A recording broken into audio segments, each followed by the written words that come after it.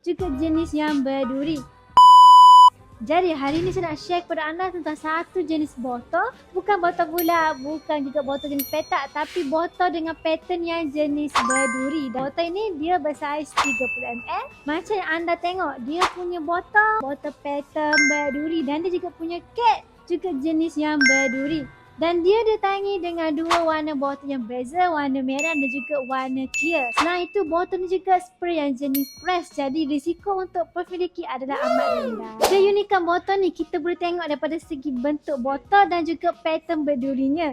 Botol dah menarik, anda mesti nak tahu wangi yang ada dekat NKH kan? Untuk wangian, anda jangan risau. Dekat NKH kami menyediakan lebih daripada 800 pilihan wangian yang anda boleh pilih mengikut keselesaan dan kesesuaian anda. Dekat NKH kita ada menyediakan pelbagai jenis wangian seperti wangian jenis fresh, sweet, oak, Arabic dan juga wangian jenis keras. Anda tak tahu nak pilih wangian yang macam mana? Anda jangan risau. Dekat NKH kami menyediakan 6 orang tim sales yang boleh bagi suggestion kepada anda wangi yang top selling yang ada dekat NKH. Pattern botol dah tahu, wangian pun anda tahu. Mesti anda nak tahu harganya pula kan?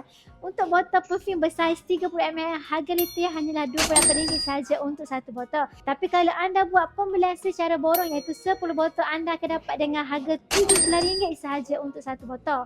Kalau anda order lagi banyak, anda akan dapat dengan harga lagi murah. Untuk wangian, anda nak 10 botol 10 wangian pun boleh. Dan kalau anda nak ambil wangian terbaru yang kami buat masuk pun boleh sahaja. Pattern botol jenis berduri, mesti anda tanyakan macam mana kita nak tampal stiker nama wangian. Anda jangan risau. Sebab apa? Sebab kami ada tinggalkan satu space di mana anda boleh tampal stiker nama wangian ataupun stiker brand anda sendiri.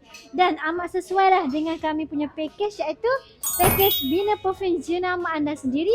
Minimum order hanyalah 150 botol. Anda dapat free stiker dan juga free design anda sendiri. Jadi kalau anda berminat untuk dapatkan perfume 30ml berduri ni, sama ada anda nak borong ataupun anda nak ambil package jenama anda sendiri, anda boleh saja walk in ke NKH Perfume atau anda boleh klik link di bio saya atau mana-mana tim saya ada dekat NKH.